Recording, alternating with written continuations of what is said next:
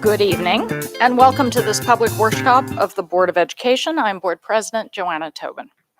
Tonight, the board will learn more from Superintendent Dr. Mark Bedell and ACPS staff on the recommendations for the FY 2024 operating and capital budgets. This workshop is open to the public, however, no public testimony will be taken. Tonight's workshop is being broadcast live on ACPS TV, which can be found on Channel 96 on Comcast and Broadstripe, and Channel 36 on Verizon. High-definition broadcasts can be seen on Channel 996 on Comcast, Channel 496 on Broadstripe, and Channel 1961 on Verizon. It is also being streamed live on ACPS YouTube channel. Next week, the board will host two budget hearings. The first is on Tuesday, January 24th in the auditorium at Old Mill High School, and the second is on Thursday, January 26th, here in the boardroom. Both hearings will begin at 6 p.m.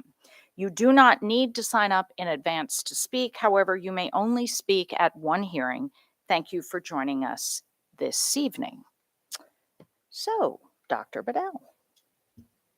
All right, thank you, and good evening to all of you who are here today, to the board, to the community that is listening in on this workshop. Before I pass it over to our staff, I do want to just say one quick thing about the process. I think Anne Arundel County Public Schools, you all have a phenomenal process, and it's been a great experience for me coming in and going through each of the steps to get to the point where we are with this budget. We know that there are still several other steps that also includes the amendments, potential amendments from the school board. We're still waiting on several other aspects of government level decisions before we can eventually come up with our final decision. But I did want to commend this team that's here tonight. I think you all have done a phenomenal job of getting us to where we are right now. And with that, being said, I'll pass it over to Matt Stansky, who will introduce his staff, and we'll get ready to go with the show. All right. Thank you, Dr. Bedell. For the record, Matt Stansky, Acting Chief Operating Officer. Melissa Camella, Acting Director of Financial Operations. So we're here tonight to present a more detailed overview of the superintendent's recommended fiscal 24 operating and capital budget. So the way the process will work, President Tobin, if you and the board are okay with it, is we will walk through the operating budget slides as well as the capital budget slides, and then open it up for questions if that works for you and your colleagues. I think that will be fine. All right, and so we'll start with the operating budget, and we'll start with a slide that you all are familiar with, which is our 12-step process to get to budget adoption. And so we're in between step 7 and 8. So Dr. Bedell introduced his budget on December the 14th, and we're now here to provide the board with a detailed overview of that recommendation to ultimately lead to a board adopted request in the middle of February. So our total operating request is about $1.68 billion. It is $149.9 million over last year. And we'll start up at the unrestricted side. So we're seeing flat revenue from the federal government in unrestricted revenue. This is our impact aid that we get for having Fort Meade in the county. On the state budget, we're looking at a $49.9 million increase. Again, this is an estimate. We will know more details. Governor-elect Moore will be presenting his budget on Friday. And so we will then have a more detailed overview, and we will make adjustments both either higher, hopefully it's higher, or lower depending on what is presented. But as we know, most of the state revenue is formula driven based on enrollment and wealth, and we'll talk a little bit about that a little bit later. On the county side, we're asking for $921 million. It's a $86.3 million increase over the prior year. Again, we knew last year we ended up with about $50 million more than what we were over prior year authorization. And so we're asking for 86, understanding that that number probably is not attainable, but this is our communication at this point as to what we feel like we need to operate the district. The other unrestricted revenue source is local. This is about $3.8 million increase, and the vast majority of this is interest income. So with rising interest rates, we are getting more return on our money sitting in the bank. And so we're reflecting that in our revenue increases. On the restricted side, we're seeing and in restricted grants, an actual $13 million decrease overall in federal restricted grants. And this is the recognition of the COVID related grants beginning to expire. So we will have ESSER 1 and ESSER 2 expire in fiscal 24. And so this will be, you'll see this again in future budgets. You'll start to see a decline in this line item because of the expiration of those large grants, especially when ESSER 3 expires in September 30th of 2024. The healthcare fund, we're looking at a $5.2 million increase. Just a reminder to the board that this line item is for employee share to the fund, as well as any fund balance usage into the fund. And so we are starting to see an uptick 3, 4, 5% in claims a little bit. And so this is a reflection of both use of fund balance and an increase in employee contributions to the fund. Unfortunately, a really large increase in the food service fund, and this is related to the cost of food just going through the roof, right? We all know going to the grocery store, right, that we're seeing price escalations. Well, you know, for a school district who's feeding 84,000 students, it is really astronomical. And so we're seeing 20 to 30% increases in commodities. We're having to use new vendors we've never used before because our current vendor partners don't have tomatoes or don't have other vegetables. And so because of that, we're just continuing to see escalations in costs. Hopefully we will be able to absorb this without a lunch price increase, but we'll know more about that when we present those figures to you in May for the next school year. All right, moving on. This is just a kind of a pie chart of what our overall revenue picture looks like. Again, to no surprise, the vast majority of our revenue comes from county government, about 55%. Next is the state government at 31%. 6.3% from the federal government. This is higher than we normally have, but again, that's a reflection of the ESSER COVID grants. Once those expire, we'll see that federal number go back down to the 2-3% range. Next slide. All right, so what really drives our state revenue is, as I mentioned, is our enrollment. So I wanted to give the board tonight an overview of where we are enrollment-wise. So for total enrollment, pre-K through 12, we saw about a 1.56% increase, almost 1,300 students to 84,456. This is not quite to our pre-pandemic level. So the 1920 school year, we were at about 84,900. So we are not quite back to pre-pandemic levels, but I believe next school year we will hit and exceed that number. The one below is what we actually get funded for, which is our K through 12 enrollment. And so you see a number 81,400.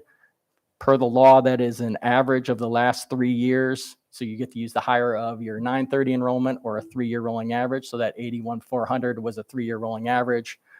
And then for this school year, we're at 81,910. So what we actually got funded for is only about a 0.63% increase. And you see an asterisk there. I wanted to talk just briefly about maintenance of effort. Given the county's economic situation, this isn't really an issue for us. But I did want to point out that if the county were to just fund maintenance of effort, they could actually cut our budget $5.2 million and would meet that maintenance of effort requirement. And that is really because of a one-time infusion per House Bill 1450 last year, where they held all counties harmless, or held all school districts harmless on maintenance of effort, but then took that money out in the fiscal 24 calculation. So that is why you actually see, even with an enrollment increase, maintenance of effort is a negative number for this year. But again, given the county's fiscal outlook, I'm not concerned about that number. Okay, here's a big jump. This is going to cause a little bit of explanation. Our farms numbers, 55% increase here. So you're asking, why is that? So prior school year, the number was deflated. So remember, school year 21-22 was the first year we went back to having folks fill out the forms to qualify for free and reduced price meals. So for 2 years during COVID, we had universal feeding. So forms were not required to be filled out in order to qualify. And so because of that and getting folks used to filling out the forms again, we saw a big decline in our farms population. Now, fast forward to this year, we're back into the practice again. But not only that, Maryland participated in a pilot program with the Department of Agriculture, where we were able to use Medicaid rolls to direct certify students. And that has shown to be a huge success. What we were able to capture is a lot of middle school and high school students who typically did not fill the forms out, who qualified for free or reduced price meals. And so now we were able to capture those students. And because of that, you see now a number of 34,316. So again, a 55% increase in the number of farm students. So a big jump, but wanted to kind of explain that there's really two main drivers of that: the suppressed number from prior school year, and then with the new process to directly certify students through Medicaid. Another solid 6% increase in our English language learner population. So we're now just shy of 8,000 students in that subgroup. We did see a significant jump in the number of students with IEPs for this school year. We're now at 10,261 for school year 22-23. About a 2% increase in the number of special ed students we're transporting as well. That's a number we report to the state every year. And then the last number is obviously a reflection of the blueprint. We're seeing a 29% increase in the number of full day. This is full day only, right? Pre-kindergarten students that we are educating in the district. So as the board knows, we'll continue to see that number grow as we continue to implement the blueprint.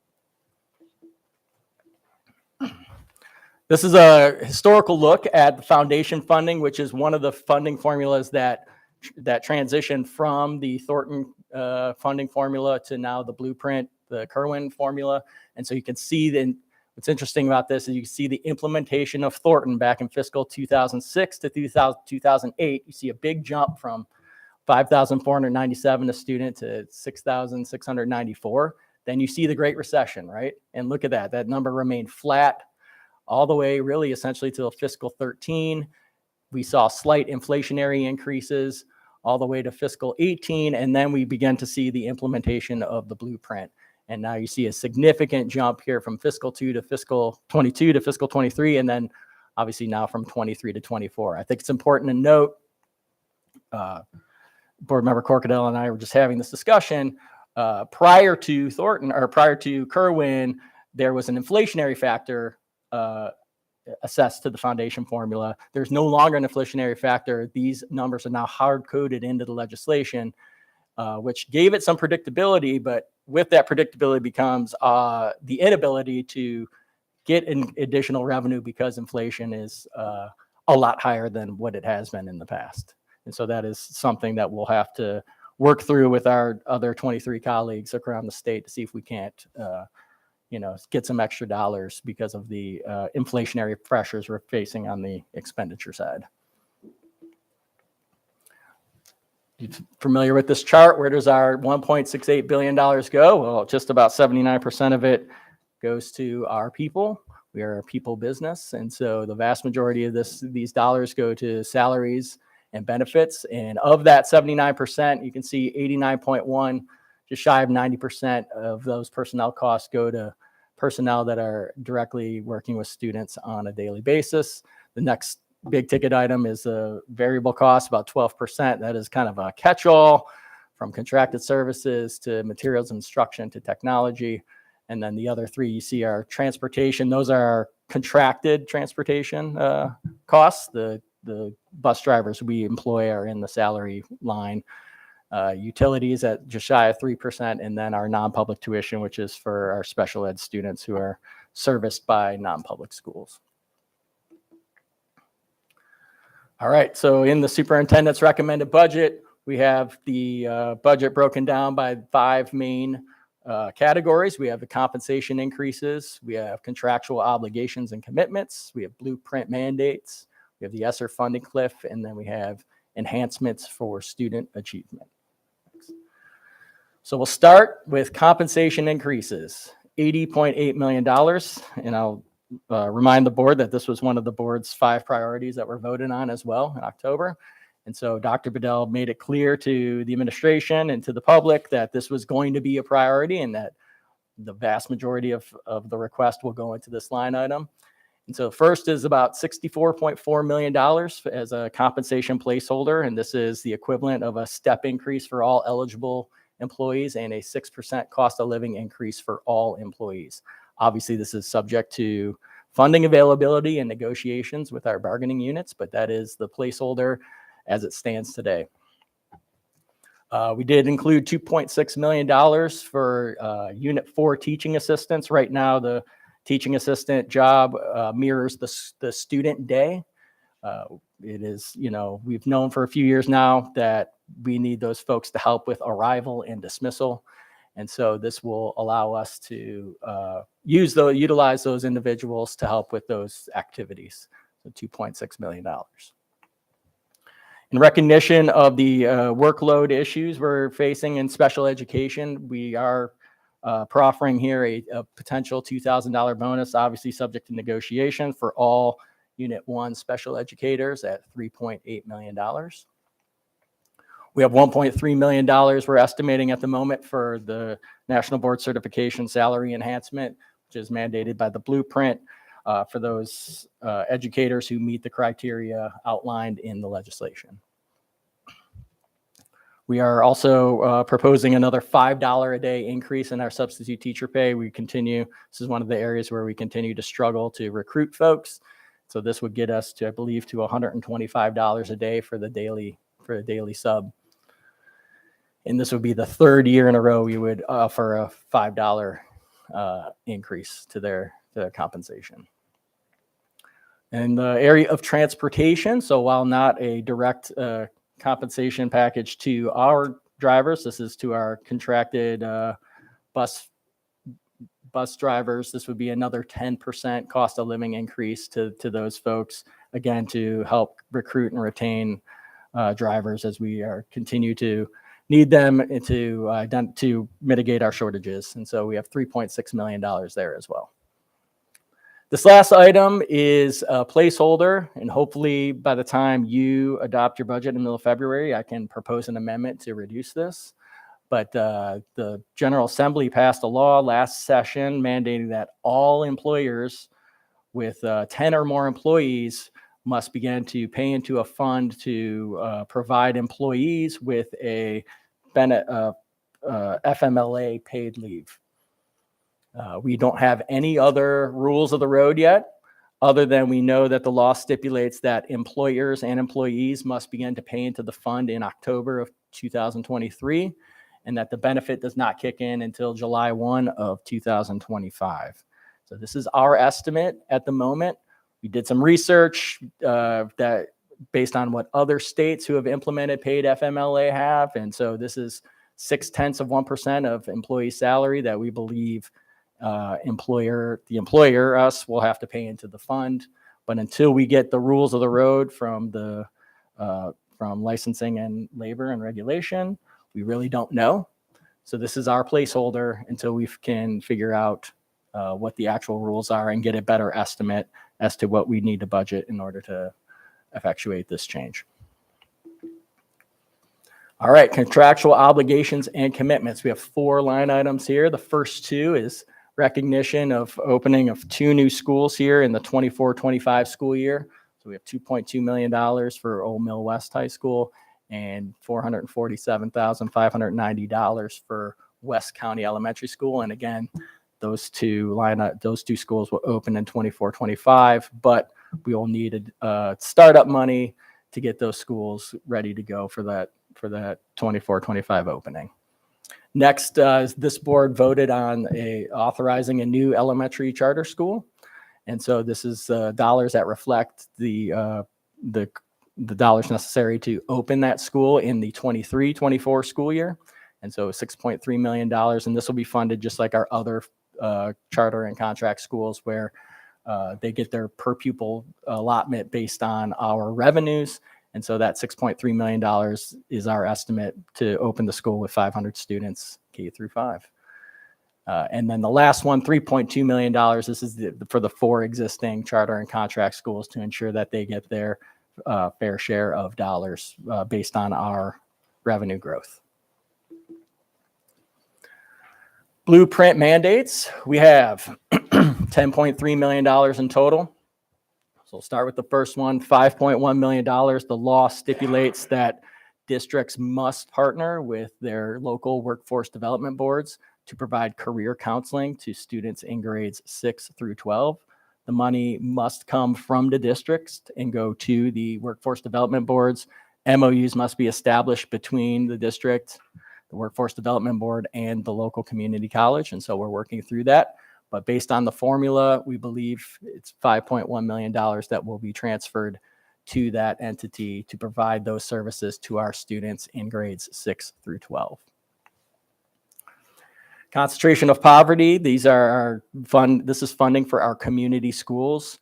So next year we will now schools that will have that are at 60% or greater of poverty or farms rate will begin to become eligible for this program. So we have currently 15 community schools. Our estimate right now is we would add an additional 7, but again, we won't know until the governor releases his budget what the actual number will be, but this is our estimate. So this will be obviously subject to change based on the governor's release of his budget. The last 2 items are existing programs that we're projecting small increases versus college and career readiness, and this is the funding that mandates that any student who is identified as college and career ready will have a post they call CCR pathway free of charge, which could be any sort of CTE program, community college tuition, or any advanced placement or international baccalaureate fees. Those would be waived for those students, and the district would be required to pay those on behalf of the student. And the last is transitional supplemental instruction, which is a fancier term for tutoring in grades K through 3. So we have a multi-million-dollar tutoring program that's already been established with this funding. This is just a recognition of an increase in that funding source to continue that program. Again, it's tutoring for grades K through 3. ESSER funding cliff. This is again not a new item for this board. As alluded to earlier, we saw an influx of cash from the federal government in the form of multiple grants that help to mitigate the effects of COVID-19 on the district.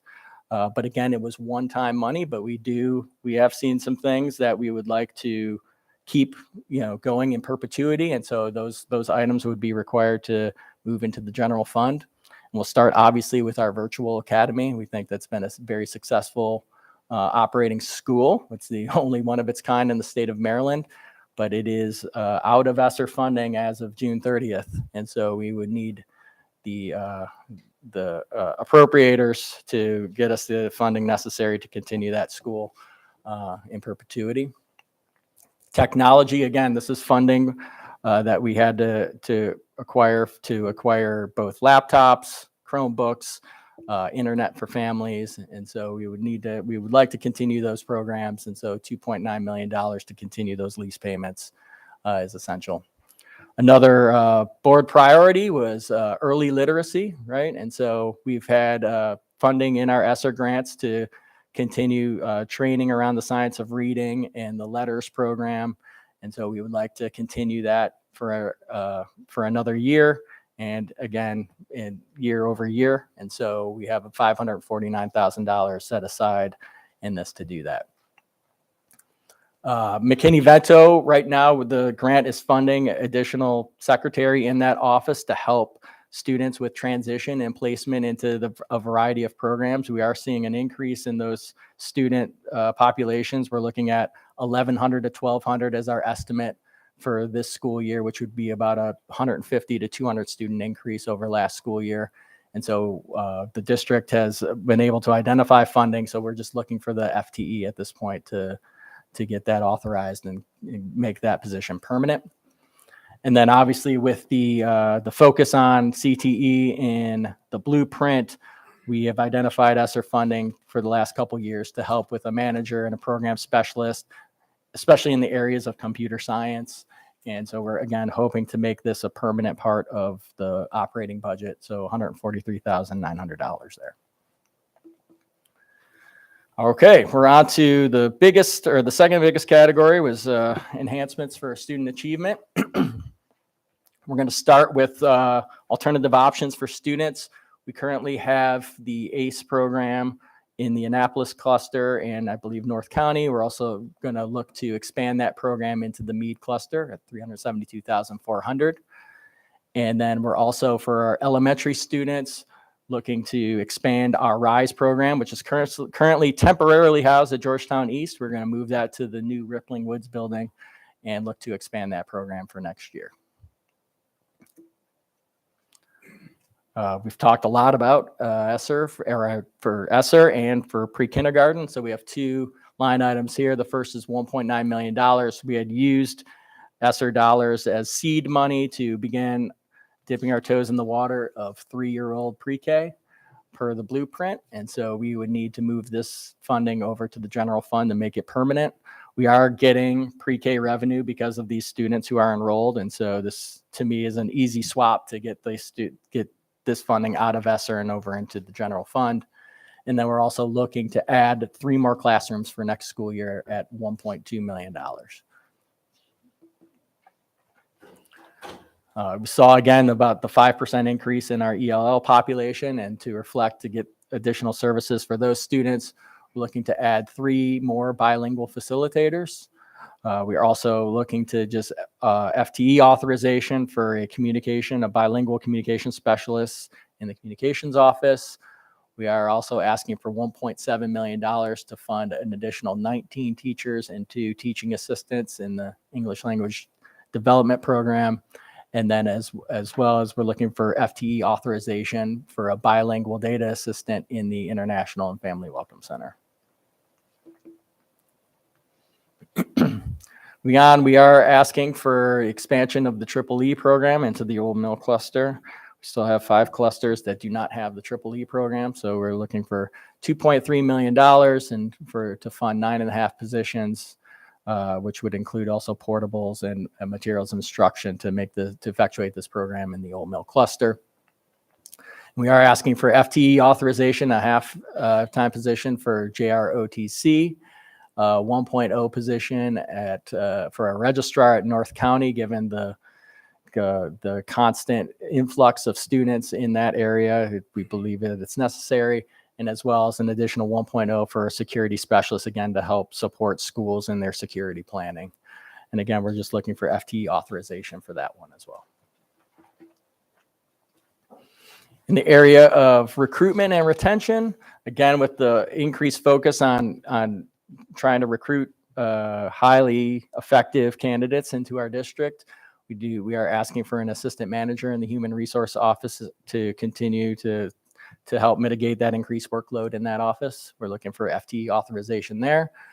We are also asking for 4 new Right Start advisors. These are our teacher mentors, given the the number of new employees that we're bringing on board. We feel it's necessary to get some additional mentorship in there to help them with the transition into becoming a teacher for $333,600.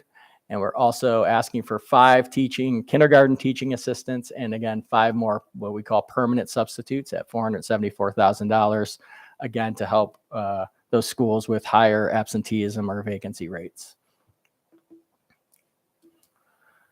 We have 12 assistant principals we're asking for. We have roughly, again, 35, 36 schools that are either don't have an assistant principal or don't have the formula allocated assistant principals. So this will be a first year of probably a 3-year ask to get these in. Again, and we're also looking to have these folks begin, how I would say, to begin to implement the new vision of the assistant principal job through the blueprint, which would be to teach actually, as well as become an assistant principal. The blueprint requires that assistant principals teach actually 20% of their day. And so we're going to look, if we get these new positions, we would look to implement that and pilot it with these 12 positions as well. We're also asking for just FTE authorization for 2 community ambassadors. This would convert 2 of the temporary community ambassadors to full-time. They would also begin to set up the mentoring program, which would include career counseling that Dr. Bedell has expressed, as a priority of his. And so these folks would begin to get that program in motion as well. In the world of social emotional support, again, this was a board priority, and I think our budget reflects that priority. We're looking to add 2 pupil personnel workers. We're looking to add 3 school counselors, 4 school psychologists, and then 3 social workers, and then a secretary for the social work office who has seen a large expansion of work here in the last 3 years. In the world of special education, $8.8 million. So we have 3.6 in our comprehensive sites. And again, want to reflect one of the board voted on priorities here. So this $3.6 million includes 14 additional IEP clerks, which are folks that help the special educator with the day-to-day paperwork that is required per the federal government to monitor IEP progress. And then there's 50 positions here that are converting temporary TSAs to actually full-time TAs. We believe that this job has expanded in its responsibilities over the years, and we need to begin to reflect the importance of these roles. And so getting these folks on, full-time jobs with benefits, I think will help us recruit and retain these individuals. And so these 50 would be in our special centers. We're going to start with our 3 special centers and then hope to expand that in other budget years. $2.8 million for 35 positions in our specialty sites for AAC autism and our ED classrooms. And again, this is to help get them in the most inclusive environment possible and to service the needs of those students. And then we have $2.3 million. So right now we have what we call our ECI, early childhood programs for special education. We're looking to convert those to full day integrated classrooms, integrated pre-K classrooms, and they would be at Point Pleasant and our 3 special education centers as well. So we'd be able to service those students in a full day pre-K environment, and would allow us to get funding for those students as well. Right now, we're not getting any funding for them. That's secondary to the supports they need. Continue on in special education, we have registrar in the Birth to 5 program. We're asking for that. We also have a 1.0 non-public IEP clerk. This would allow our specialists in the non-public office to actually go do more site visits and provide feedback on the instructional program that our our non-public special education students are experiencing. And then 7 positions for OT, occupational therapy, physical therapy, and speech therapy for students who require those services as well. So a total of 7. And I should forget also deaf and hard of hearing interpreters as well. We had a family move into the community that require those services. Everyone's favorite topic, transportation, and another priority of the board. It's been mine. I've learned to love it. We are asking for a 1.0, a receptionist in the transportation office, a bilingual receptionist to, again, help with those calls that come in. We think that's important. And then $5.2 million. So this is a combination of 22 van drivers and aides that would be AACPS employees, as well as $3.5 million for contracted services for vendors who would also provide these services as well. So again, I think this mixed delivery model for the alternative vehicle program has worked well to date. Again, can't thank Dr. Bedell and the board enough for the emergency procurements that have really relieved the system and have given us a fighting chance to get us back to getting students to and from school on time. And so this is to really effectuate that, to make it permanent, to get the dollars in here, to really to get a robust alternative vehicle program in place so that we can free those CDL and yellow buses to help mitigate any other shortfalls that we're facing. So that concludes the operating budget. I'll quickly review the capital budget.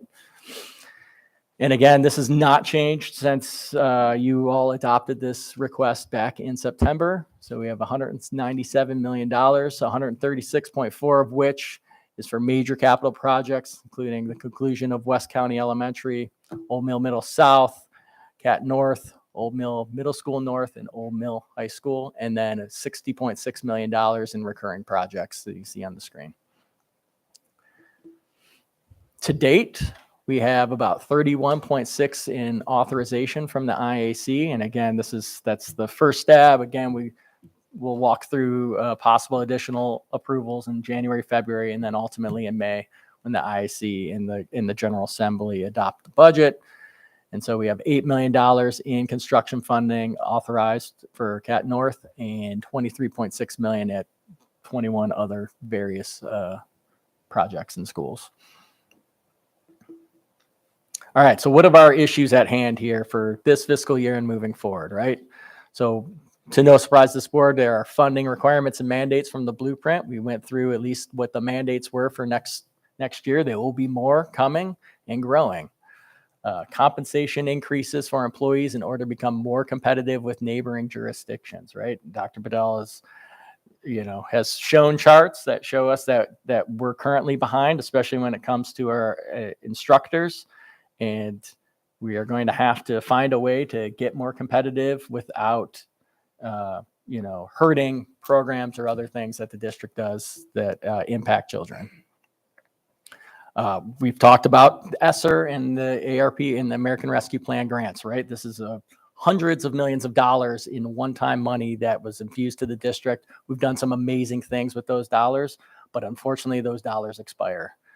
And so we're going to have to really kind of strategically look and say, all right, with what we spent, what was really truly one time that we, no longer have to do, and what is something that we've seen that the data shows us that is really making a difference and that we want to continue moving forward. And so I think, again, our ask this year reflects of those programs, what we wanted to see funded that really was not funded in any of the grants moving forward for next year, but that we wanted to continue on a permanent basis.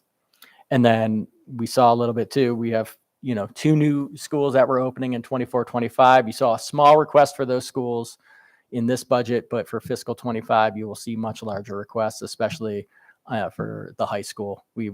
Obviously we know when we went through the opening of Crofton, it was a pretty significant budgetary impact. And so we'll have to do that again. And that's going to come in fiscal 25 when there's blueprint mandates and obviously compensation pressures that we're all going to be facing. And so we'll just have to together work through those issues and obviously put an argument together to our funders that shows them that it's truly needed and it should be invested in.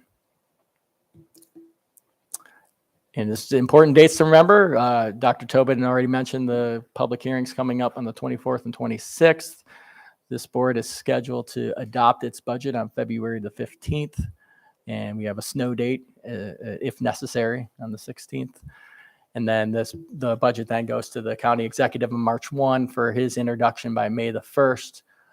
We will update this once we have confirmation on county council public hearings and when we come before the council to present our request. And then the deadline for the council to approve a budget is June 15th.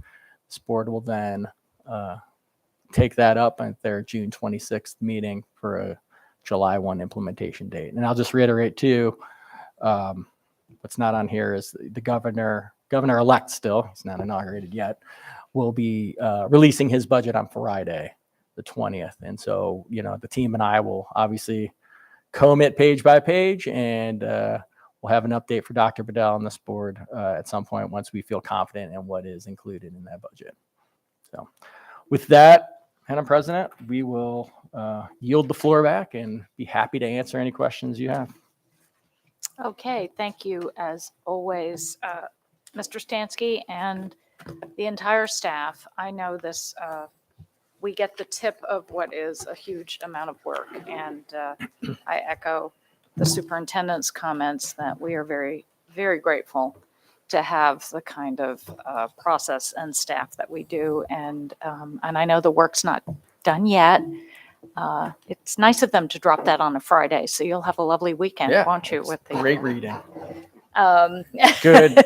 Good civics lesson for the 6th graders in my house. They'll be thrilled. Was there anything additional, Dr. Bedell, you wanted to say before we open it up? Okay, so I'm going to go around in roll call order, and I'll ask members, again, 2 questions. And if you have additional questions, we'll do a second round. So tonight we begin with Ms. Ellis. That's what I was given.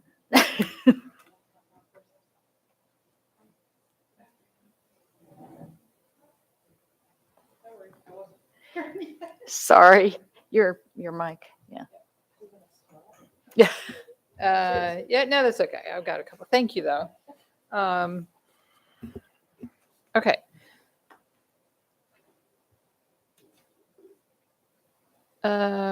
One question I have is,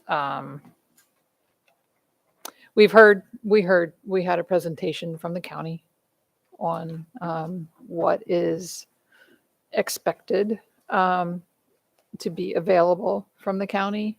And we know that our ask is much greater than that. And I want to preface this with my great appreciation for a very thoughtfully, carefully put together budget by Dr. Bedell and Mr. Stansky and all of your amazing team. But when it comes down to it, there are likely to be some tough choices to be made. I see this as what it is. It's the superintendent's recommended budget. And I have every faith that all of these things are needed in our school system.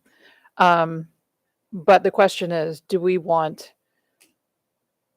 our county executive and our county council to decide what the priorities are for our students when that's what we've been put here for? So is there a way to give any input into what the absolute, we must have these versus if we're not going to get it all, what, how can you guide the board on how to put forth a budget that is responsible and that the board is determining what is truly needed for our students instead of county officials who were not elected to do that? All right. So Ms. Ellis, I think a couple things to your question, which is, every year, the administration, and it's a delicate balance of, how do we publicly communicate what we need, which is what ultimately this document, and this budget is a public communication to elected officials about what the school district needs and what our priorities are versus fiscal realities. And I think what's helped or what will help is, this board in October voted on what you thought your priorities were, right? There's five things: compensation, transportation, special ed, early literacy, and mental health, right? So there's something right off the bat that the county executive has at his disposal that is publicly available, that communicates, what this board felt was a priority. I think Dr. Bedell in his, public meetings has addressed what he feels is a priority for this school district, and I think they align really well. And so I think, you don't want to make too many cuts, I think, before it gets to the county executive. You don't want to signal that maybe it's not as needed as, the budget request isn't what is really needed, right? And so it's a balance that both the superintendent and this board always have to deal with. And I think we made a good attempt that the request that the administration put forward to you all is responsible, but also reflects what we feel like we need to move the district forward in a year. I think Governor-elect Moore's budget coming out on Friday will also help inform this, right? If the number is north of $49 million, that means our county ask could be less, right? Which is good. If it's south of $49 million, then that's a different conversation. But I think Mr. Schaumbauer's presentation was good, and it did sort of communicate what I think we all knew, which was last year was a great year. But I think, comparing it to last year makes it seem worse than what it is. I still think revenues still look strong. They're just not what they were a year ago. And so I think we've done already a good job of communicating what those priorities are. And I think there'll be opportunities in the springtime for, this board, either through the superintendent or on its own, to also, ensure that the county executive knows what this district values. Thank you, Mr. Stansky. And that was a very, I think, well put response to my question. But Dr. Bedell, with this being your first time here with us, and some of us have gone through this process several times in the school system, I'd like to hear your philosophy on that question. And do you understand what I'm asking? Is that everything here is important, but who should make those determinations? Should we hand this over to the county to decide what's most important, or how do we do that? Yeah, I think I hear what you're saying, and given that it's my first process, going through this whole process for the very first time, I think it's important that I kind of let the process play out so I can see for myself what went well with it, what didn't go well with it, And I think once I get through the process, it's going to be easier for me then to recommend whether we need to make some changes or not. Everything that's left in this budget is extremely important because we sat down for multiple days cutting away at it. So the truth is, I don't want to lose anything in here. Of course. But the reality is, we know that there will have to be more cuts, and I think we will come back together as a team and look at what those additional cuts will be. I have had my fair share of meetings with the county executive already. I think I've been very explicit around the issues that really matter and that are critical for us. And so I just think we have to let this kind of play out and then make assessments after we get through that. But I mean, it's hard on me to weigh in on a process I've never been a part of, and to just say we're going to make changes on it when I've never been through it. I don't know how well that would sit with others. You didn't even give the process a chance. So that's part of the reason why I'm pretty adamant that I feel good about what's been presented. And I think, and if there's some things that get cut, I mean, I'm certain we have an opportunity to go back and say, hey, this can't be cut. So we're gonna have to look at cutting something else. Is that part of the process? Yeah. It's not static, right? No, definitely not. Okay. And yes, Okay. because obviously the county executive, then it moves to the county council, and there's obviously an opportunity to then reinstate anything that may have been cut. Okay. Thank you. And finally, Triple E, if this addition were to be passed, where would that leave us with? I think we would still have South River, Severna Park, Crofton, and Arundel. That would leave us with 4 clusters without the program. Thank you. Okay, thank you. Ms. Corkadell. Thank you. And thank you guys, as always, for lots of helpful information. My question, actually, one of my questions is regarding AAA, so I'll start there since it was brought up. I am curious. So the blueprint has some pretty prescribed things relevant to community schools and how we approach reading and some of the foundational components of EEE that we're providing for. I guess my question is how does it fit with the blueprint plan moving forward? Because this was the way I've always understood this program is that it's filling the void that eventually blueprint will come and provide for us. So we have been chipping away at it and even offered for the council and county executive to accelerate the program. It's a multi-year as negotiated with our local funders. But I'm wondering, we're talking about early literacy, kindergarten readiness, and these are programs that are very well targeted. They add additional teachers to the programs. But when I look at 5 years from now, where are we relevant to blueprint? I guess I'm not seeing, could someone explain how that gets us to where we are with blueprint and continuation of the program itself? Yeah. So I think just from a strictly like a math standpoint, so the blueprint requires a 60-40 split in the teacher workday, right? And so I think in the middle and high school level, I'm not going to say that's easy to get to, but we have a lot more flexibility to get to those targets. Mm-hmm. Elementary is very difficult, and it makes it even more difficult when in clusters where we don't have that fifth sort of, for lack of a better term, cultural art, which is what EEE is serving as. So it gets those teachers that additional planning time, gets those teachers an opportunity to do small group instruction. For clusters that don't have the program, we're really struggling to make that work. That requirement's going to be here in 2 years. We have work groups working on it, but ultimately it's there, that program, the clusters that have that program, that 60-40 split won't be as difficult to get to with those programs.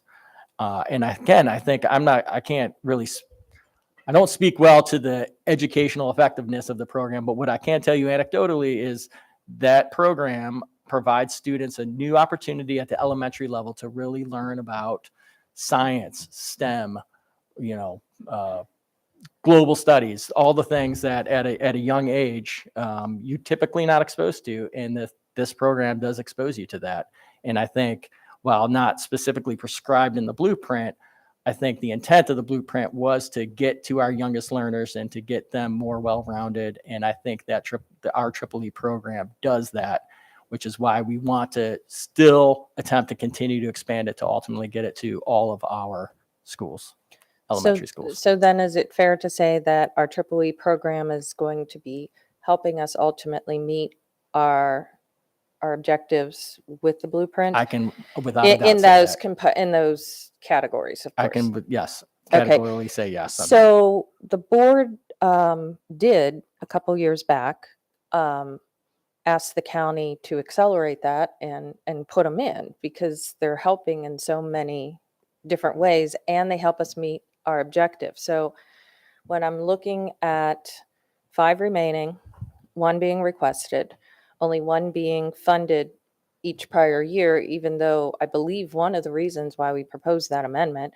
was I supported it, I didn't proffer it and do some of the back work on it, but was in anticipation of this. So if that is going to come to fruition in 2 years, and when I do the math, I'm going to need 5 to get through, could you explain the rationale in continuing? Because look, we're offering in many categories things that are not are outside of our traditional comfort zone, so to speak. We were on a 2-year increase trajectory for multiple years. You can go back to the recession years, a little bit of relief, and then back again. So I'm looking at this program and saying, gee, this is one of the ways how we get to some of our outcomes. And the outcomes sound promising. I can't wait to see some of the hard data that supports it in the schools that we've been in for a few years. But I'm just wondering why we're continuing to slow walk it if it is meeting some of our blueprint as well as our local focus. Ms. Corkadell, I would say it bumped up against other competing priorities. Okay. And so how will we meet those objectives in 2 years in those absent clusters? We have a work group working through those issues, and we will be ready to present to this board when we have a solution. Okay, sounds good. Thank you very much. And then my only other second question, and I don't mean to ask this question as to like target out, but it did kind of strike me, and I was doing one more pass through the budget book because no questions submitted so far, because I think I have a pretty good understanding. But one thing that I didn't see in the program enhancements kind of called out, but did catch and just wanted to clarify. So under the Chief Communications Officer, we're proposing adding an FTE. Is that correct? That is correct. And what is that? What is that function? Yeah, so it was in the slides, but we probably skipped over it a little bit. It is a bilingual communication specialist. Okay. Again, to help with our increase in multilingual families. We just feel that that additional FTE is necessary to communicate with those families. Well, as the person who was advocating for more bilingual opportunities of communication, I guess that makes sense to me. But I was curious about that. Yep. It's something that has come up in a number of the listening and learning tours, and I think significant feedback has come from the 2 that we've already done that were full bilingual. The lack of having specialists that can help support them, from central office. And we also know that transportation was another issue of us being able to communicate properly with the growing demographic. So I think a lot of what we were looking for to support our ELL families, our bilingual Hispanic families, with the amount of growth we're having, that was a pretty critical position. I think you all will see, and I know this is not you didn't ask the question for what I'm getting ready to say, but it's one of the few recommended positions in one of the key cabinet area departments in central office. We really wanted to try to keep everything focused on what needed to happen at the school, but this one was an essential position given the growth. Yeah, and this board did adopt, because I know I proffered it as a motion to try to increase our bandwidth capacity to communicate, because there's some obvious gaps, and I think they were brought out to our benefit in a sense when we were going through, our COVID emergency and some other things when they've emerged. So seeing that as progress then. I have no other further questions at this time. Thank you. Thank you. Ms. Schallheim. First, I want to say thank you. Thank you for all of your hard work. Thank you to the team. It's a heavy lift every year. I already adored this budget. I love the extra explanation and the answers to the questions. So thank you for all of that. Just some nuts and bolts things to ask. Firstly, regarding pre-K 3, do we know where in the county those classrooms and both line items under, I think it's page 15 of the slide deck this evening, where we're gonna focus those efforts, if funded, of course.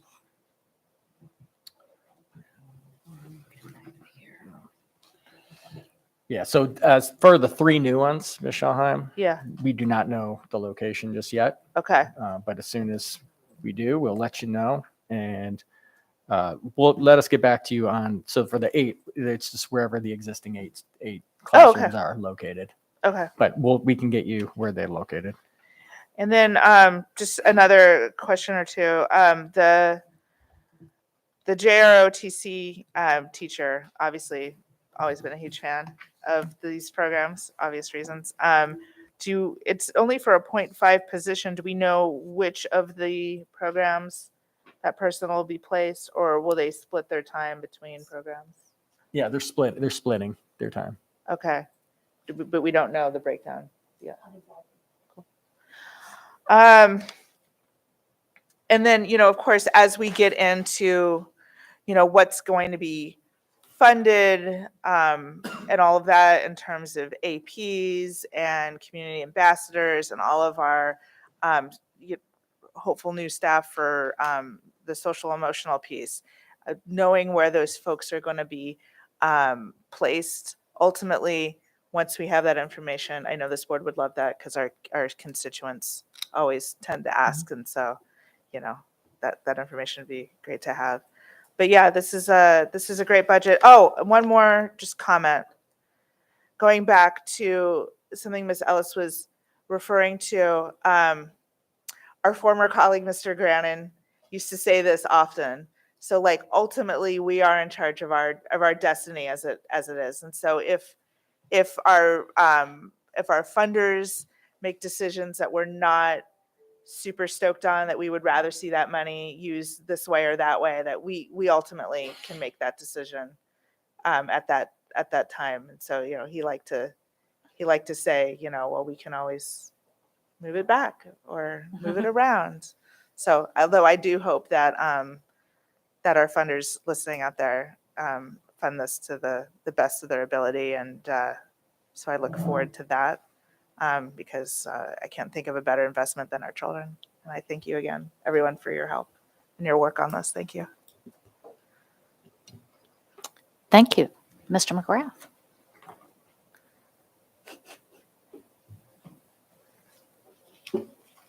I think I'm good for now, but thank you. Okay, thank you. Sure. I just wanted to respond to what you said. On Thursday, we presented to leadership in Arundel, and I think this was all of the business folks. And we did add a slide in our presentation that talked about the return on investment. For every dollar that you put into education, here's the return to the economy. So we'll probably have to, utilize that slide at a future board meeting to just reiterate to people that there was a study that was conducted that showed the amount of investment into education here in Anne Arundel and what the return would be.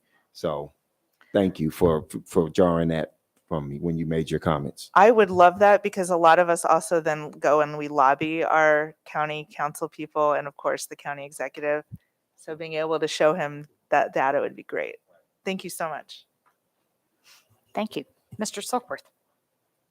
Thank you, President Tobin. So I have more of comments rather than questions. First of all, I wanted to thank Dr. Bedell. I think this is a great budget in my mind. Mr. Stansky, the entire team. Also, I'd like to thank Ms. Schellheim for all of the work that she's put in. And also all of my colleagues, because there have been a lot of very, very insightful questions that were answered by staff, and we thank staff for doing that.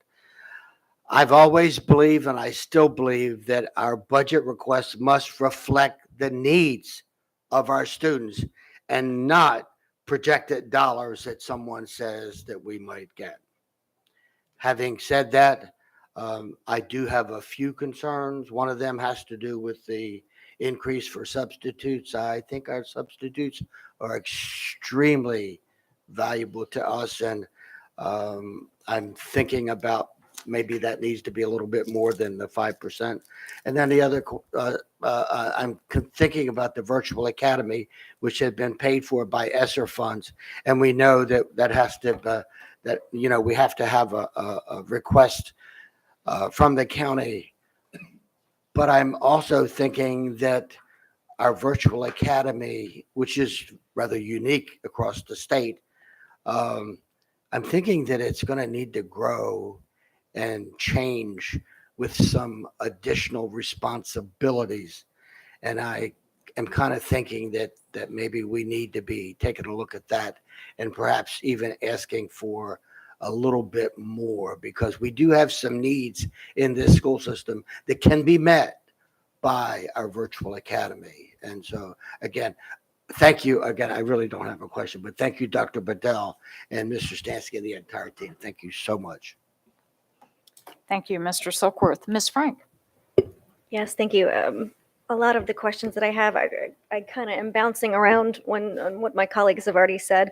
So the first question I wanted to ask, what are the blueprint requirements for the COLAs and the APs? What is the minimum state law, and then what above that are we seeking?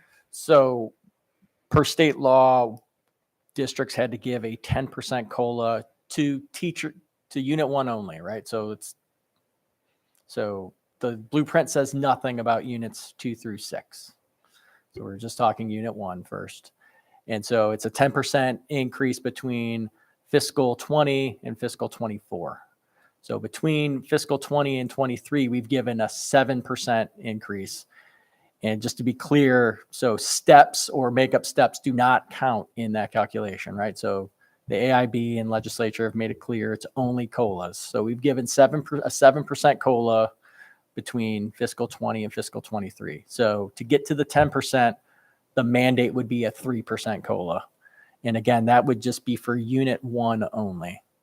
So obviously with our proposal, we have a 6% COLA. So we are going above and beyond the quote unquote mandate by 3%.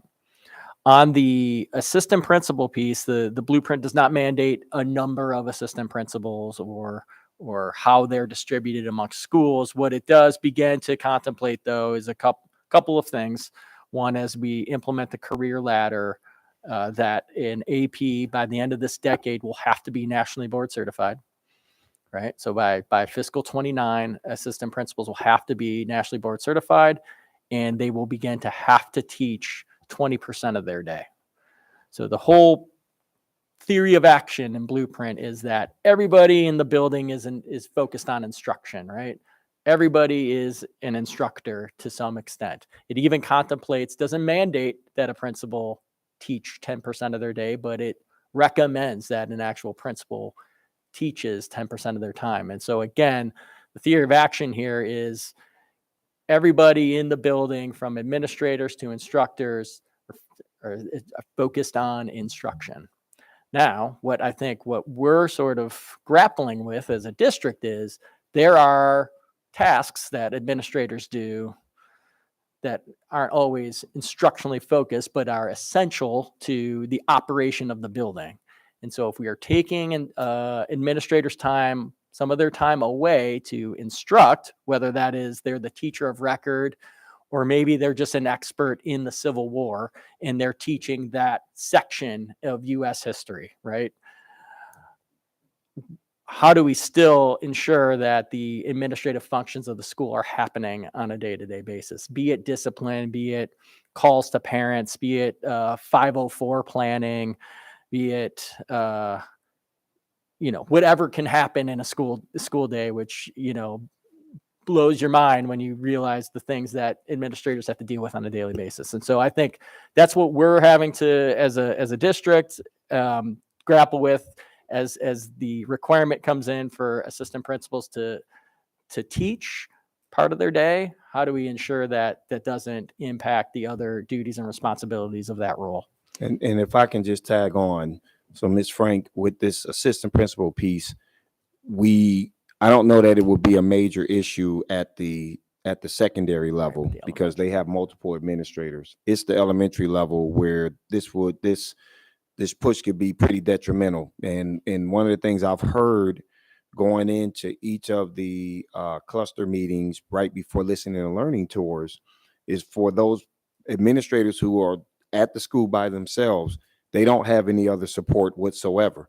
And so in some cases, if you're spending a lot of your time having to do 504, having to do IEPs, right, there's no way that you're going to have time to just in your regular schedule. How do you even get the time that you need to get into classrooms to do proper observations and give feedback? So we're thinking about that. And I think the reason why we made the request for 12, we knew we couldn't ask for all 35 of them, but ultimately the goal is to get whole in every single one of our schools, which would then allow for us to truly be able to adhere to what Blueprint is calling for when you talk about the percentage of time that administrators need to spend in the classroom still, teaching.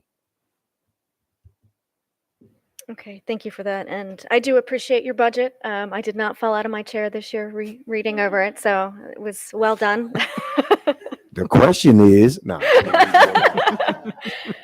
One thing that I frequently bring up, since this is your first budget, I always say the percentage of increase year over year should reflect the increase in the community. Now, unfortunately, this year is a little different in that the percentage of inflation has gone up so high. So our budget does not far exceed the percentage of inflation. So at least in that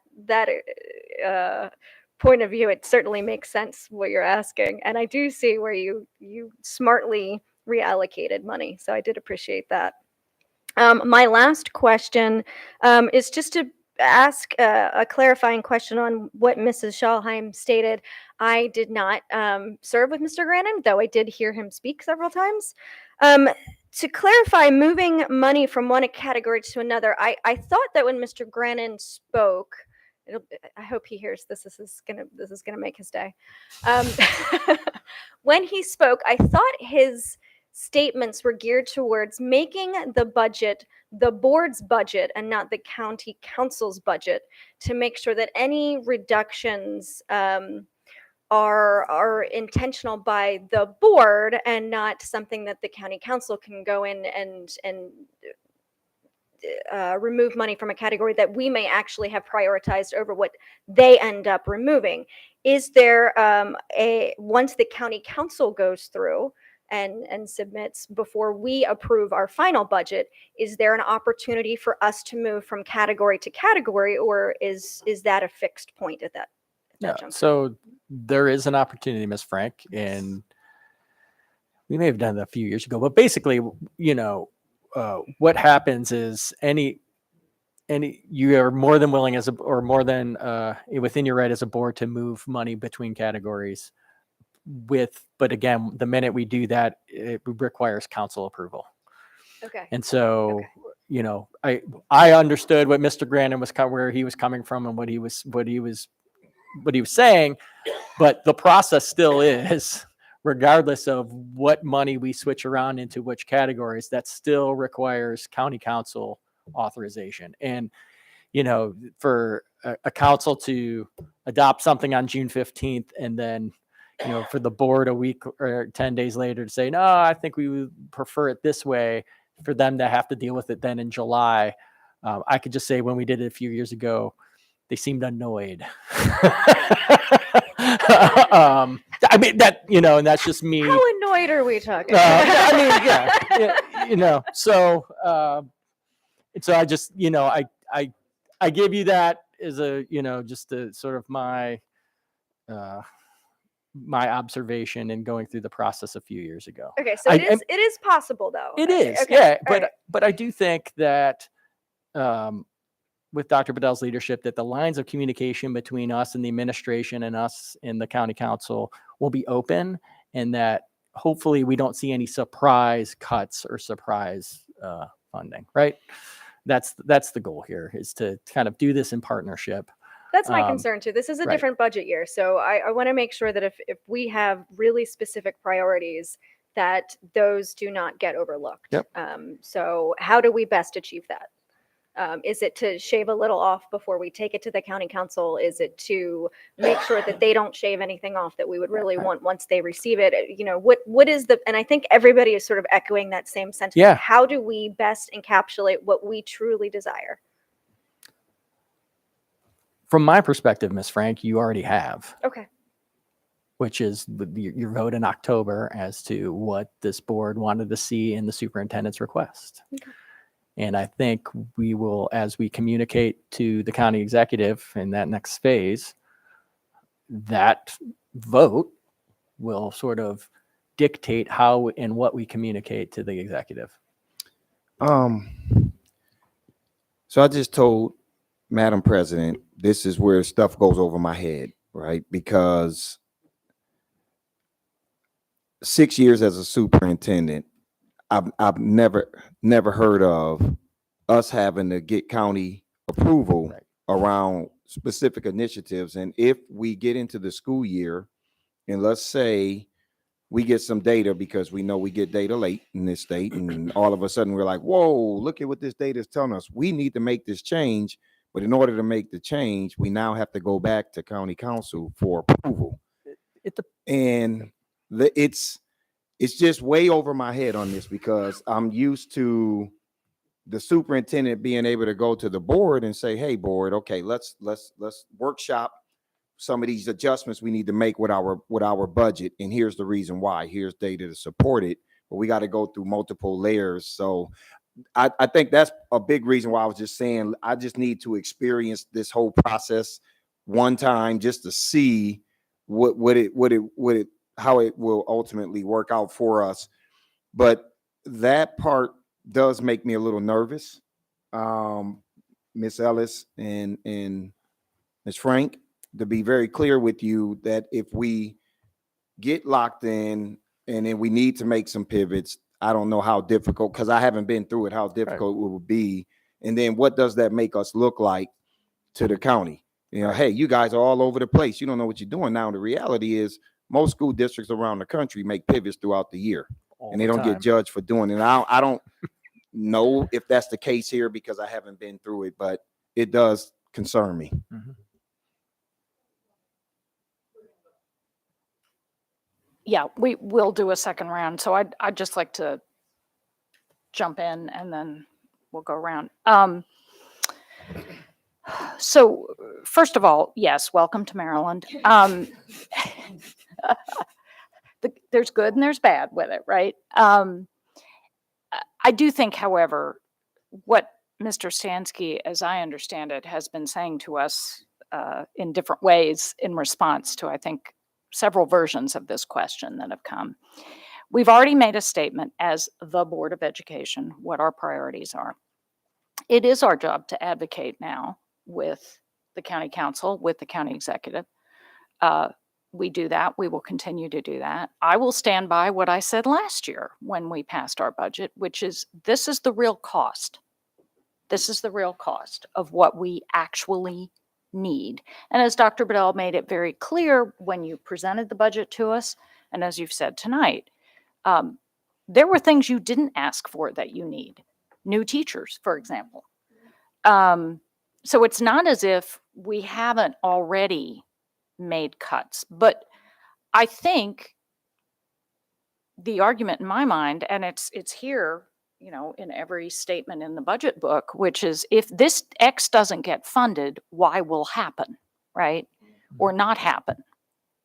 And so we've made the educated decision on what is required. And I think we just need to continue to be clear about that. I am thankful for what seemed to me to be very good and open lines of communication at this point. And I think that is all to the good ultimately for our students, because if we have those communication lines open, we can advocate for this. And I think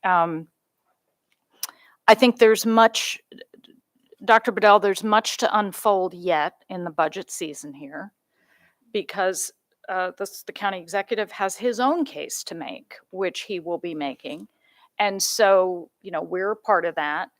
And then ultimately the county council will make its decisions. And so there are many things to unfold. We have some capacity. I mean, the big moves, perhaps that were being referred to earlier in moving whole categories, no, that's not a simple process, albeit not an impossible one. But the ability to pivot, Lord knows we've done it. We did it in COVID.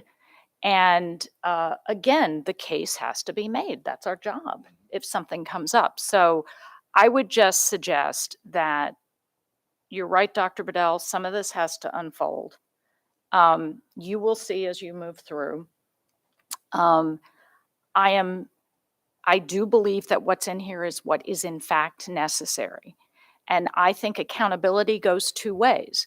We are accountable as a board for making a decision about what we believe the priorities are. And we have done that. Our funders need to be accountable for their decisions. If things don't get funded, we need to be clear about what that means for our students. And so I think we just have to be very straight about that with our funders. Really the area I intended to mention something about before making that statement. With regard to the question Ms. Corkadell asked about the communications, bilingual communications person, I'm very glad to see that. And I have to say the addition of a bilingual specialist last year has, I believe, made a huge impact in our ability thus far. The Spanish language Facebook page, various other things. I agree that we continue to have needs in that area. And so I'm very glad to see that, because I think we have seen that feedback in the town halls, and it's just evident that that is something that, given the demographics of the community and the trajectory of demographics, is very important. And so I just wanted really to make that comment. I don't have additional questions. My questions have mostly been answered. So I'm going to offer everybody another round. Ms. Ellis, do you have additional questions? I do. Thank you. First, just kind of a side note, the Virtual Academy has come up a few times, and the Virtual Academy was new and it was brought about to meet a specific need during a very unusual time. I feel there's a great interest among, if not everyone on the board, a good many of us to continue that and to see where that can go and what that should look like. But so for me, before we start, asking for more money and trying to increase that, we need to, I think, make some decisions about who this applies to and what it would look like. So I would like a workshop on the Virtual Academy sometime in the not too distant future. That could be very helpful. And I don't think it would apply to this budget cycle, but just going forward. And then, okay, so back to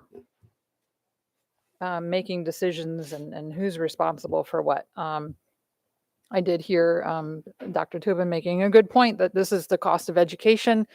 I think, we've all stated that we see this budget and we see the needs, and we're very much behind our superintendent on those decisions. But knowing roughly what is coming as far as funding wise, who should decide where that money goes?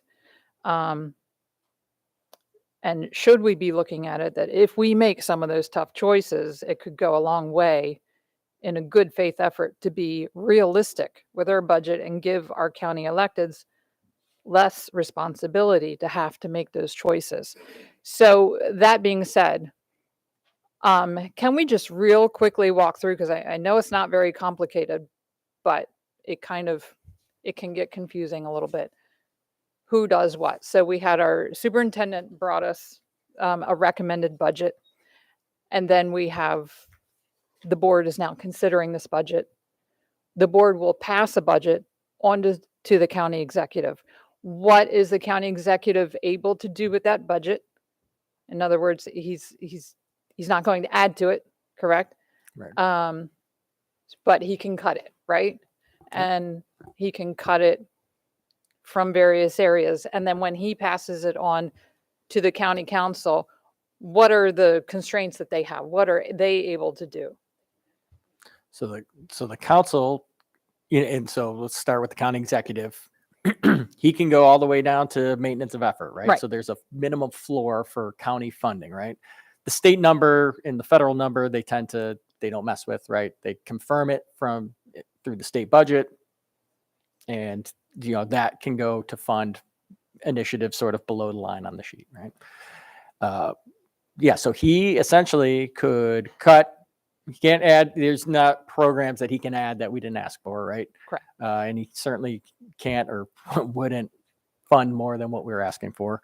But then when it gets to the council, as long as it's within the maintenance of effort number, they could make additional cuts to the school district budget to fund other initiatives. Or the opposite can happen, which is typically what happens, is the council can cut other requested county agency funding and move that over to fund additional school district things, items that we've requested. So they can't add to the county budget, but they can move. Correct. They some of cannot the add revenue to the county budget. Only Right. the county executive can determine what the revenue number is, but they could certainly cut from the, public works, $500,000 for XYZ to move it over to the school district. And so when you sit through the county council budget process, they have, similar to what, we have an amendment process. They typically have amendments into the 100 and in its recommendations, and they either vote them up or down. And so then they get to a bottom line number, like, okay, now you have $5 million of unappropriated dollars. Where do you want that to go? Sometimes it goes to the school system, sometimes it doesn't.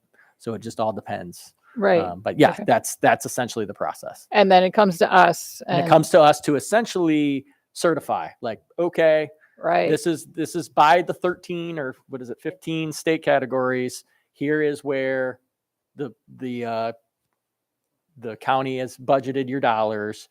Do you agree?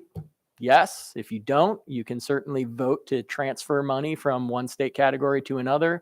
Then that goes back to the county council for Right. So I really wanted to walk through that real quick. I mean, because I'm not comfortable with where the conversation went, as if we can just move the money, because we can't. We can ask for it, request. but Yep. basically the county council is handing our budget to us and saying, this is your budget. And for us to then move money between categories, we're basically saying, we disagree with the budget you just gave us, and we want you to do this, right? And they've already considered our budget, right? Correct. Yep. And that's not the same as asking for a transfer like mid-year because Correct. of changing Yep. changing needs and circumstances, right? And So Let me, And I think, if I just could interject a moment, and let's be a little careful here. I appreciate Ms. Ellis asking us to walk through the process, and I think that was useful. The precision of this, I think we're asking Mr. Stansky to step into territory that technically could be territory or should be territory we might go to council for. when it gets to some of these very precise places. So I think we just have to be a little careful in this arena of getting too specific. I think, I understand. I Ms. appreciate that. Ellis. We have actually walked through this every budget Yeah, cycle and and it hasn't that's- come up. So I wanted to make sure everyone understands who's allowed to do what. That's all. Okay. And I think that's, and Yeah. thank you, Mr. Stansky, for helping us walk Yeah, through and that. I think- I just don't want to put Mr. Stansky or anybody else in the position of Nope.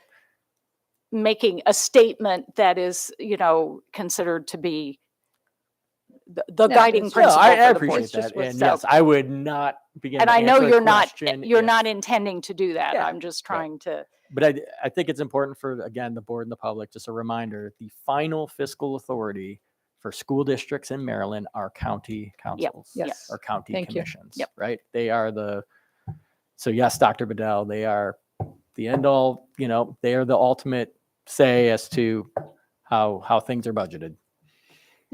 Okay. Thank you very much. thank you. Ms. Corkadell. So I'm going to go a little micro into the budget here. I had one follow-up question occurred to me. My apologies. I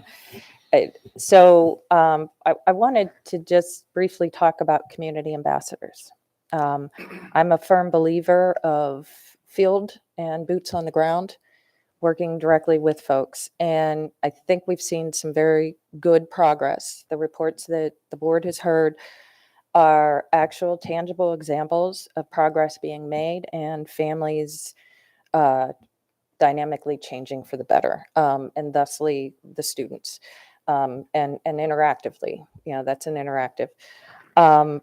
So we now have, I think, gone a little further in the definition from where we were targeting. Our targets were, if my recollection, there was a little bit of poverty map in it, combined with a little bit of, Title I is sitting in there and some farms, and also our data of the outcomes in particular groups and working and providing yet another opportunity. These opportunities are very rare. I know like United Way has, a little full immersion program, but you never see funding for more than a dozen or so. As we move forward with Blueprint in the community school environment, I thought the overarching idea was to get community ambassador type positions engaging with the students and the families to reduce the gaps, and to give those students who need that extra opportunity that dedicated support. So we will have, unfortunately in Anne Arundel, we have I think quite a few schools that are going to have those needs, and we've seen those needs expand. And of course, seeing the 2.0, I know former board member Leib and I initiated that with Miss Antoine years ago, and I always ask the question, and I always ask every single year, do you need more? And there was one year where we didn't. The rest of the years have been a yes. And so we're moving those two in. And so I guess it's a two-part question. Number one is, what is the community ambassador's role relative to a school that is a community school and to those that are not? And then second to that, are we anticipating the need to increase overall in the program, that's going to bring us to where we need to be in that Blueprint environment in those challenge schools? Or is this something that will be phased into something slightly different, or will be repurposed in the schools that are not community eligible? Because this community schools, in theory, will be receiving these additional services that may include things that our community ambassadors were currently doing. And because, as I mentioned when we were discussing our Blueprint workshop, I am concerned about those schools who are ineligible for the definition. And speaking of budget and limited funds, that puts us in a predicament of having, to do that targeting successfully. Or any insight now. It doesn't have to be. Yeah. So I think, I don't know if you can answer all. good question, Ms. Corcadell. So I think for the community school program, for right now, because of the definition, they are exclusively outside of Phoenix Academy. They are exclusively elementary schools, right? And so we have a community school program coordinator at each one of those 15 15 schools, again, vast majority elementary. And so with the community ambassadors, they tend to be more focused on middle and high school, right? So those schools that haven't quite qualified for community school funding.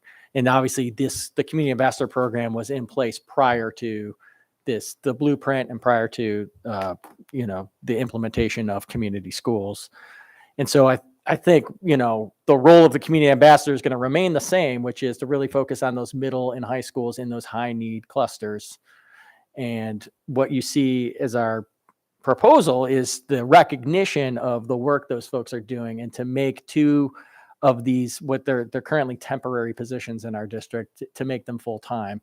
And what you'll probably see is, again, a multi-year phase in to eventually make all of these community ambassadors positions full-time benefited employees, because right now they're not. And again, to your point, probably needing to focus in those clusters that are high poverty, but the schools within those clusters that don't qualify for community school funding. Okay, so, and then, because I'm glad you brought that up, because I was looking for it in the budget and it used to sit in one category and it's not in there in that category anymore. And so we were, at a 6.5 bodies, I believe. So I forget the number of FTEs. Was it 6.5 positions? Or did we go up to maybe 7 or 8, or? We're up to 8? Yeah, Okay. I think we have 8 So, now. so we're currently at 8. So these 2 positions are actually redefining them to full-time employees, but 2 of we're the not 8, yeah. actually adding any more to Correct. the fleet at Correct. this time. Okay, because that Yep. was my other concern, is that we don't know enough. The AIB hasn't fleshed that out, I Right. think, well enough for us to continue to add in when we may need a similar but slightly different position in a slightly different category, right? Yep. In Yeah, there. absolutely. Okay. All right. Thank you very much. Thank you. Ms. Schulheim. Okay, going back to the previous conversation a little bit, about being able to pivot and about being able to do what we need to do. We continually, regularly ask for transfers throughout the year, second quarter, fourth quarter. So there should be no fear of our own shadow or anyone else's about being able to pivot. But, but exactly what Mr. Sansky said about them being the final in July, which is great, but that doesn't mean we can't say, things have changed in September, it's October, it's November, whatever, and be able to move between categories. I've not known them to reject a second or a fourth or an emergency transfer, at least in my time on the Yeah. board. Not in my lifetime or my time here, but Just for the not my comfort of that. lifetime. 8 Yeah. years here, but it's very possible that they could have. And I think, I think Dr. Bedell's point, the dependent organization that is school districts in Maryland is unique, right? Most school boards have their own taxing authority, but I also think, to clear, the state category piece is also unique. Yeah, So while that's right. school boards have to report to their state entities in some form of categorical funding or categories to fulfill their federal requirements, it's not embedded in law. Right. So what's unique about Maryland is not only do we have a bottom line budget, we essentially have 15 budgets, right, Yes. that we adopt. This is true. Instructional salaries, materials of instruction, operations, special People education, transportation. Yeah. right, transportation. And so we adopt each one of those, and we have to come within those appropriation maximums for all 15. And then if we anticipate that we don't, then those transfers come into play, where we have to then move money. Whereas, as I'm sure Dr. Bedell's used to, you just go to your board and make those transfers without much fanfare. The process is a little more drawn out in Maryland. Some would say it holds districts more accountable. I'm not here to opine whether that's true or not, but it is our system, and so you have to learn to operate within it.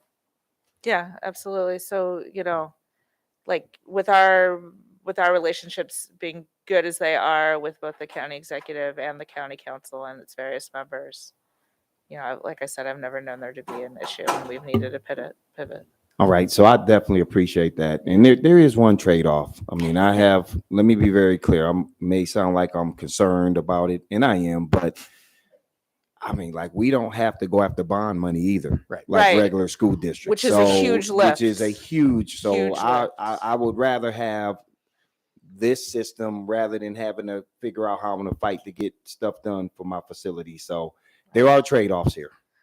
Absolutely. Growing up in a bond state, and sometimes things don't get funded, and then what do you do? Yep. There's no fallback. Yep. And then the only other thing I wanted to say, and this to your list of dates, I just want to add a couple of things to it. So the county executive also does town halls with every councilmanic district. Council 2 is already gone, but there's all the rest of them yet to go. And District 3 is this Thursday at 6 at Chesapeake. District 1 is January 25th at Meade. District 7 is January 31st at Southern. District 6 is on February 2nd at Annapolis. District 5, February 8th, Severna Park. District 4, February 9th, Arundel. And then they have a Spanish-wide to, because they utilized your great idea. And they're doing a Spanish-wide all-county one that I believe is virtual on the 13th. All of those are at 6 p.m. and they're all readily accessible on the county executive's social media. So just for those who are watching or listening. Thank you. Great, thank you. Anything else, Mr. McGrath? Oh yeah, I just had, and this might be a bit too much into the details, so it's totally fine if you need to get back on me on this. But as you said, the $125, that's like the average wage that's going to happen with the increase for the substitute teacher. I was wondering, do we have an idea for the average wage of like a bus driver if we implement this 10% COLA? We can get back to you on that. Yeah, thank Yep. you. Yep. Thank you. Mr. Silkworth. Thank you, President Tobin. I don't have a question. I do have a comment, and it is I'm kind of a very positive kind of a guy. And so I have every faith and trust in my colleagues on this board that the budget that we finally approve will be what our students will need. I then also trust in Dr. Bedell based upon his relationships he's already created with so many stakeholders that he will be able to help us talk to our county executive. And I also have all the faith in the world in him that he will fund the budget that we need for our kids. And I also have faith and confidence in our stakeholder friends, our friends on the county council, that they will do the very same thing to fund the budget that we think that we need for our kids. You heard it here. Okay. Ms. Frank? I'm slightly more cynical, but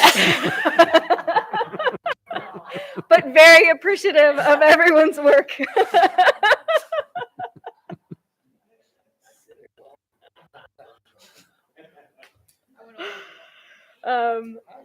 I'm trying. Now, I'll be sending you a copy of Machiavelli. yes, I've read The Prince. I have. What about the discourses on levy? Yeah, the discourses. You need I to have read the not read that discourses. one. No, I do appreciate everyone's work on it. I love to talk literature with Dr. Tobin. It's one of my favorite pastimes of the board, actually. No, I appreciate everyone's work on this. I have some very pointed questions. I have a lot to take in. I'm certainly, trying to absorb everything, and I appreciate everyone's time here tonight, taking the time to come out and walk us through, what's a very different budget cycle from the last couple. And it's this is the biggest bear that we have is how do we get manage the power of the purse. So it's a great responsibility, and we're trying to get it right. So thank you. Thank you, Ms. Frank. I have one small question I forgot to ask, and it's perfectly fine if you get back to me later. I was looking at the ESSER Science of Reading funding, and this is for the letters training, and it's about $550K. How many teachers does that amount to? And I mean, again, you don't need to give me that right now, but I know previously it was one per school. And so at some point, if I should have included it in my original questions, if somebody could just get We can that get to that me, for I'd you. be very grateful. So I think everybody's had an opportunity. I want to thank you again. Thank you, Dr. Bedell. Thank you to Mr. Stansky, to all the staff. I think this has, as always, been a great opportunity for us to dig in. As Ms. Frank said, this is really one of our critical functions in any given year. Did you have some things to say, I Dr. did. Bedell? Just one last piece. I never used this green thing here, so Yeah. I just, Sorry. I wasn't doing it to cut Yeah. you off. Yeah. But before you close out, I turn it on and turn it off real quick. Man. It's not trying to cut you off. No, the only thing I wanted to first, are say. you on the cynical or on the? No, this Okay, is just no, about trying to get our needs met here. Yeah, What okay. this comment is, Yeah. and it really goes back to what Ms. Schalheim brought up about those different town hall meetings that the county executive is having. We have to get our people out there, one way or another, to help support what we want in this budget. And I think, as you've heard from Mr. Stansky, when he went over the 5 areas of priority, we tried to build this budget around adhering to those priorities while also adhering to what Blueprint is dictating of us, and then with some fundamental 101 common sense things that we need to be asking for in order to be a competitive school district. And I do believe that there's an appetite from our county executive to do as much as he can possibly do to support us. But I do think that if we can help get people out to show up at those budget hearings and to continue to advocate on our behalf, it makes it a lot easier, I think, to get closer to some of the things that we want. And that would be my encouragement to everybody in this room, but anybody who's listening. Let's help get people to show up so that we can advocate on our behalf. That's it. Yeah, well said, Dr. Bedell. And I would just say also, I made an ask last week when several of us were at the opening of the Avid conference, also to ask our students who have things they want to tell us to please come to our budget hall, town halls and testify, come to the county executives, and when we know the dates for the county council testimony, no one is more impacted than they are. And Mr. McGrath, I saw your light go on. Oh, this reminds me. I don't think I can use a specific name, but there is an AACPS student who is, I think, singing the national anthem at Governor-elect Moore's inauguration. Oh, Yeah. cool. Great. Good to know. Well, we have remarkably talented students. Congratulations to the Yes. student. Yep. Yes. Okay. Well, I think that concludes our work for tonight. We will be back here tomorrow night at 6:30 in case you've missed us. And so everybody have a good night, and we will see you tomorrow. Thank you.